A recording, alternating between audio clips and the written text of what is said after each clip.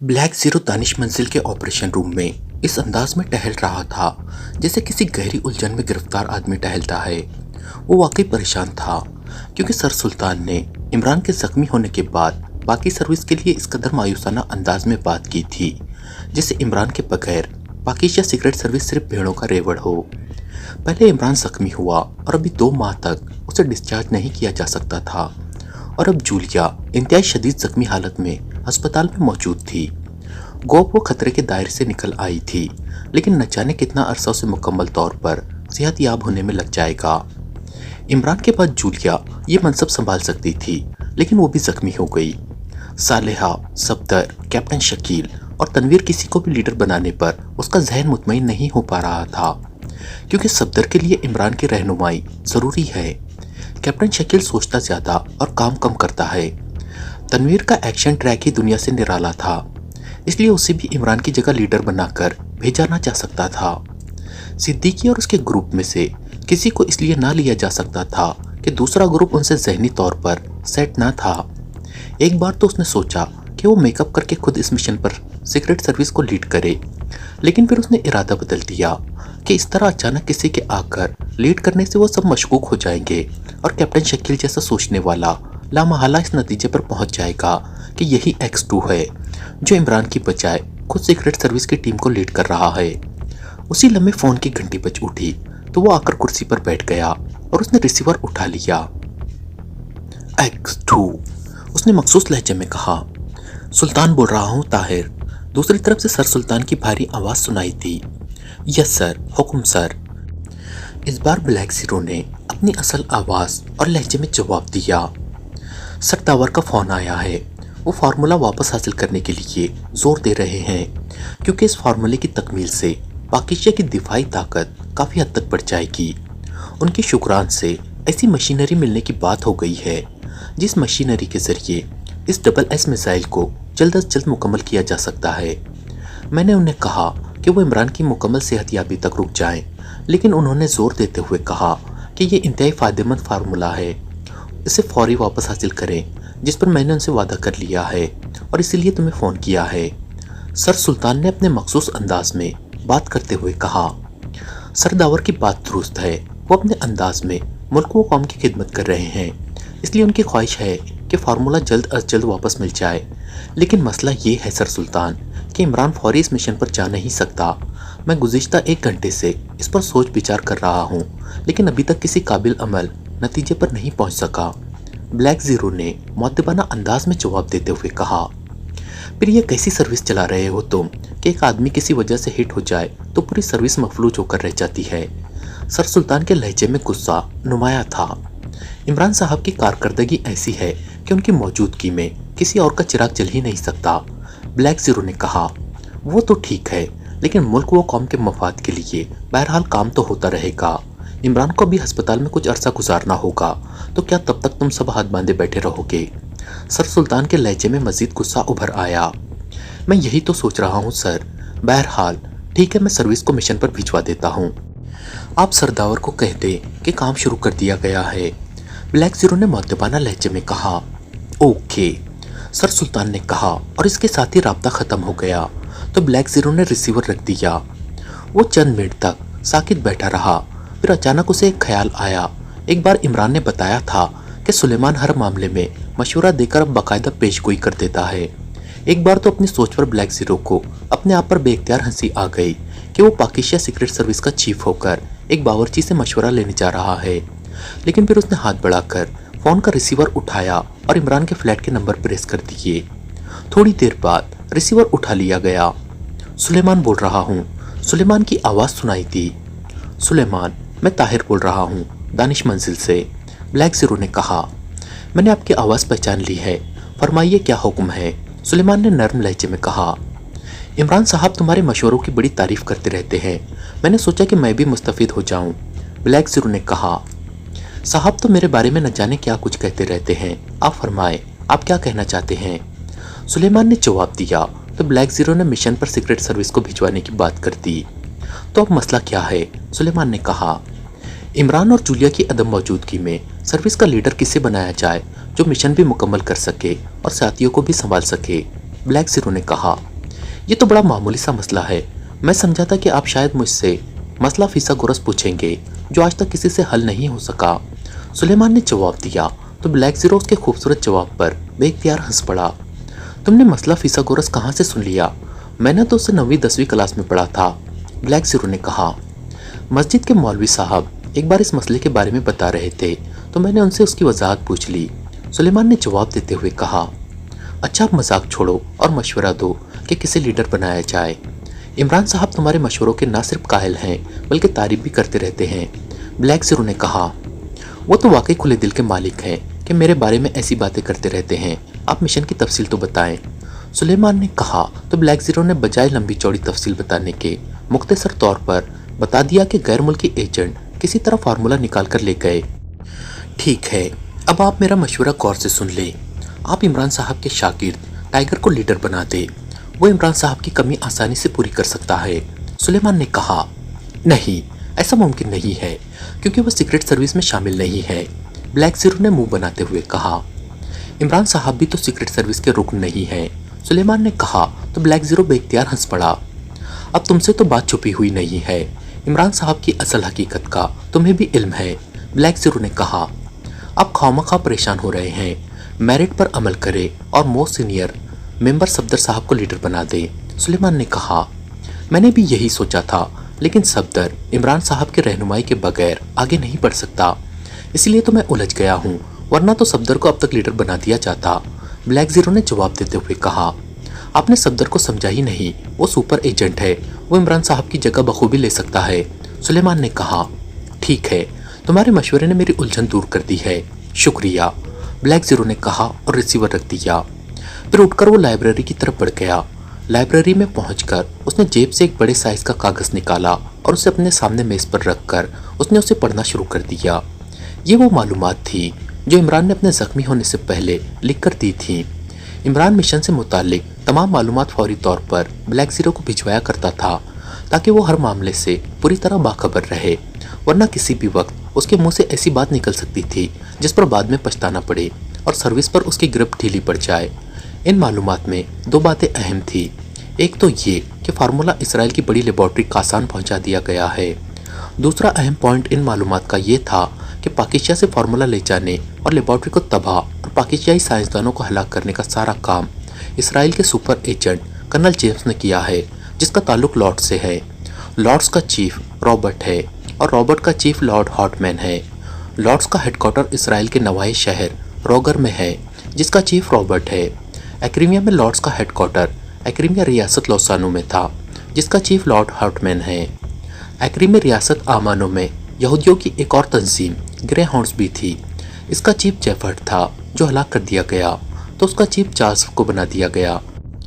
लेकिन Charles chief के तौर पर ना चल सका और लॉर्ड्स ने भी उसकी मुखालिफत की, तो लॉर्ड्स के चेयरमैन लॉर्ड हॉट को सुपर चीफ बना दिया गया।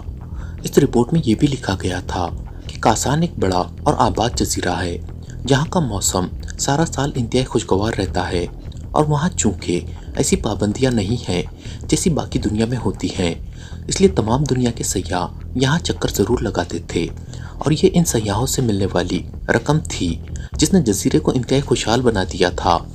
इसलिए यहाँ की मकामी इंतज़ामिया ने कासान की सड़कें, पार्क और कॉलोनियाँ बनाने पर पूरी तवज्जो दी थी। इसलिए ये जजीरा अपनी मिसाल आप था।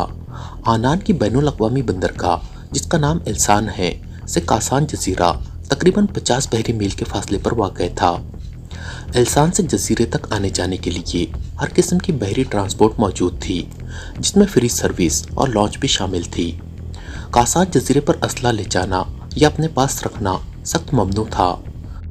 इसलिए जजीरे पर न सिर्फ घाट पर बल्कि ऊपरी तरफ और दोनों साइडों पर भी ऐसे आलात नस्ब थे जो असले की चेकिंग करते थे और जिसके पास मामूली सा भी असला निकल आता था उसे न सिर्फ फौरी वापस भिजवा दिया जाता था बल्कि उसकी जजीरे में आइंदा दाखिल होने पर पाबंदी लगा दी जाती थी। कागज़ पर ये सारी मालूमात दर्ज थी। अलबत्ता एक बात इमरान ने उसे ज़ुबानी बताई थी कि टाइगर की इत्तला के मुताबिक एल्सान में हार्श नामी क्लब है जिसका मालिक और जनरल मैनेजर क्लार्क है, जो कि असले की बैनुल अक़वामी स्मगलिंग का एक बड़ा नाम था। वो टाइगर का किसी वजह से ममनून था, इसलिए टाइगर के मुताबिक जब उसे टाइगर का हवाला दिया जाएगा तो वो टीम के लिए बेहद मुफीद साबित हो सकता है। ये तमाम मालूमात चेक करके ब्लैक ज़ीरो कागज़ उठाए वापस ऑपरेशन रूम में आ गया और अपनी कुर्सी पर बैठकर उसने फ़ोन का रिसीवर उठाया और नंबर प्रेस करने शुरू कर दिए। सामने मेज़ पर वो कागज़ मौजूद था जिस पर मालूमात दर्ज थी। यस, राब्ता होते ही एक मर्दाना आवाज़ सुनाई दी। आवाज़ और लहजा सफदर का था। X2। ब्लैक ज़ीरो ने मखसूस आवाज़ और लहजे में कहा। यस सर, मैं सफदर बोल रहा हूँ। दूसरी तरफ से सफदर की मुअत्तबाना आवाज़ सुनाई दी। टीम मिशन पर भेजी जा रही है। तुम कैप्टन शकील, तनवीर और सालिया को अपने फ्लैट पर कॉल करो। मैं तुम्हें मिशन के सिलसिले में ब्रीफ कर देता हूँ। जब सब आ जाए तो तुम उन्हें ब्रीफ कर देना। इस टीम का लीडर इमरान के ज़ख्मी होने की वजह से मैंने तुम्हें बना दिया है, इसलिए मिशन की तकमील और अपने साथियों की हिफाजत की जिम्मेदारी तुम पर होगी।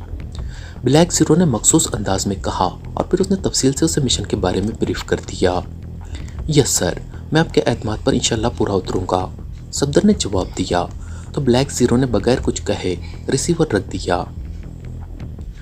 जिस तरह खूब अंधेरे में रोशनी की लहर सी नजर आती है, इस तरह टाइगर के अंधेरे में डूबे हुए जहन पर बिजली की लहर चमकी और फिर ये लहर फैलती चली गई। उसके साथ ही टाइगर को होश आना शुरू हो गया। जब उसे पूरी तरह होश आया तो वो ये देखकर चौंक पड़ा कि उसका पूरा जिस्म गंदे पानी के अंदर डूबा हुआ है, जबकि पानी से बाहर एक कदरे ऊंचा प्लेटफॉर्म जैसा बना हुआ था जिस पर टाइगर का सर और गर्दन टिकी हुई थी। उसे अपने जिस्म में शदीद दर्द महसूस होना शुरू हो गया और फिर ये दर्द लहरों की सूरत में पूरे जिस्म में घूमने लग गया। टाइगर ने वहीं पड़े पड़े उस जगह का जायजा लिया तो उसे महसूस हुआ कि वो इस वक्त किसी गटर में पड़ा हुआ है। उसका गर्दन से नीचे का जिस्म गंदे पानी के अंदर डूबा हुआ है और सर और गर्दन बाहर है। और फिर वो फौरन ही समझ गया कि ये एक बड़ा गटर है जिसमें गंदा पानी बह रहा है, लेकिन उसकी सतह इतनी बुलंद ना थी कि वो टाइगर के जिस्म को धकेल कर किसी बड़े गटर तक ना पहुंचा सकता था। टाइगर के जहन में बेहोश होने से पहले के तमाम मनाजिर एक लम्हे में घूम गए। उसे याद आ गया था कि वो पास्टर के क्लब में उगबी दरवाजे से दाखिल हुआ और फिर अचानक उसके ऑफिस में दाखिल हो गया था। फिर वो पास्टर के मुकाबिल में कुर्सी पर ना बैठा था क्योंकि उसे मालूम था कि मेज़ के किनारों पर मौजूद बटनों के ज़रिए ऑफिस में नसब शुदा करने और बेहोश कर देने वाली गैस के कैप्सूल मुकाबिल को शिकार कर सकते हैं। इसलिए टाइगर सामने बैठने की बजाय साइड पर मौजूद कुर्सी पर बैठ गया। इसके बाद उसने पास्टर से कहा कि जिस पार्टी ने उसे टाइगर के खिलाफ हायर किया है उसका नाम बताए, लेकिन पास्टर ने कुछ बताने की बजाय न जाने कहाँ मौजूद बटन प्रेस कर दिया था कि टाइगर को कटक की आवाज़ सुनाई दी और वो उलटकर कुर्सी समेत फर्श पर जा गिरा था और फिर उसका जहन अंधेरों में डूबता चला गया था और अब इसे होश इस गटर में आ रहा था। गटर में मौजूद बू इस कदर तेज थी कि यूँ लगता था जैसे पूरे जिस्म को अपनी ताकत से जलाकर राख कर देगी और शायद इसी तेज़ बदबू ने उसे होश दिलाया था। उसने हलने चलने की कोशिश की तो जिस्म में मौजूद दर्द की लहरें मज़ीद तेज़ हो गई, लेकिन टाइगर ने होंठ भींचकर उठने की कोशिश जारी रखी और फिर थोड़ी ही देर बाद उसका जिस्म पानी से बाहर आ गया। उसके पेट पर गोली के जिस्म के अंदर जाने का निशान ज़ख्म की सूरत में मौजूद था, लेकिन इसमें से खून ना रिस रहा था। टाइगर को मालूम था कि अगर गोली जिस्म के अंदर रही तो उसका जहर पूरे जिस्म में फैल जाएगा, लेकिन दूसरे लम्हे उसे ख्याल आया कि आवाज़ कटक की आई थी और ऐसी आवाज़ उस वक्त सुनाई देती है जब किसी रेस पिस्टल को इस्तेमाल किया जाए। और उसने एक बार फिर उस नुक्ते नज़र से अपने पेट पर मौजूद ज़ख्म को गौर से देखना शुरू कर दिया और दूसरे लम्हे उसके चेहरे पर इत्मीनान के तासुरात उभर आए, क्योंकि यह अल्लाह ताला की ख़ास रहमत थी कि उसने उसे यकीनी मौत से बचा लिया था, क्योंकि ज़ख्म का मखसूस निशान बता रहा था कि यहाँ रेस फायर की गई है। क्योंकि जिस अंदाज का ज़ख्म था उस अंदाज का ज़ख्म रेस के फायर से ही हो सकता है, इसलिए जिस्म के अंदर जहर फैलने का इम्कान ख़त्म हो गया था।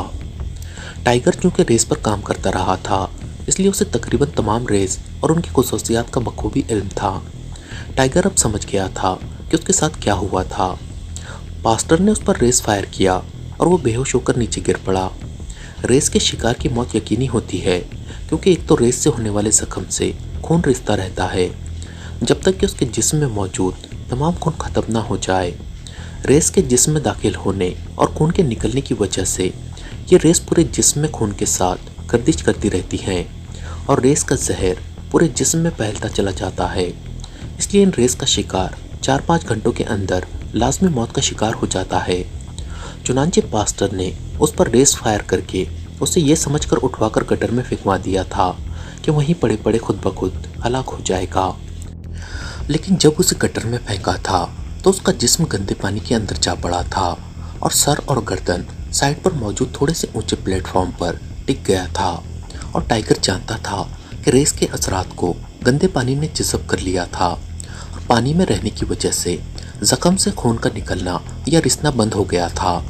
इस तरह न जाने वो कितनी देर से यहाँ पड़ा हुआ था, लेकिन अल्लाह ताला ने रहमत की और वो एक बार फिर यकीनी मौत से बच निकला था।